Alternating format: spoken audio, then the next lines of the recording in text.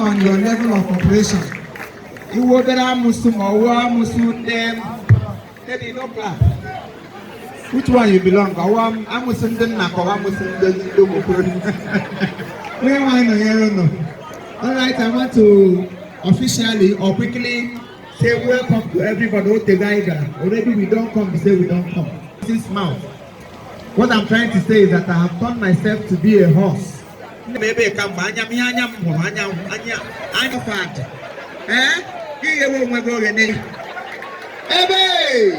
Another level, which is the prayer of everybody. Anybody that knows somebody should take them to another level. So the level you are operating now is just the beginning. You will be to another level. Somebody you are going. Me, only pain, something, we pay, and I do pay, you pay. You're welcome, sir. I am so gratitude. I'm meeting you. English, I would want to have you. But I'm going to be a woman because of English. So I see. Happened me, yeah, was happened. So please, you're welcome. English, Korara, yeah, what would you say? Korara, Odi Ben, Obiani, yeah, what would you say? Opo, Ola,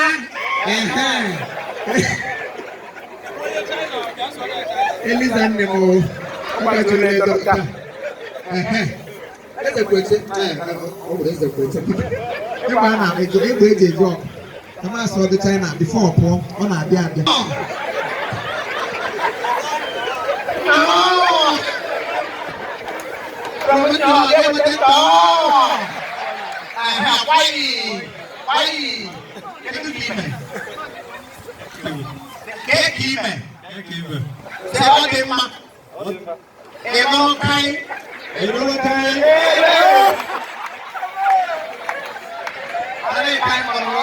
You're welcome.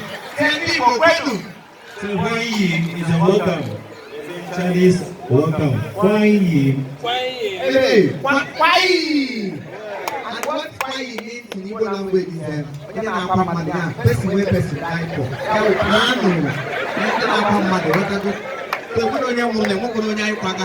Nobody died, we are not ready to mourn anybody.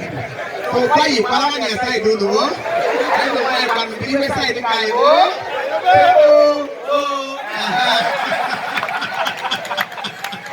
welcome, sir. I don't even need to hear to I can be very soft. When I open my daddy goes to more. And I want to see I get my woman who will not come if I eventually meet him, you don't like me. That way, so he used a hand that is as old as essence of days. We are one of them him. So I welcome everybody again, my senior colleagues.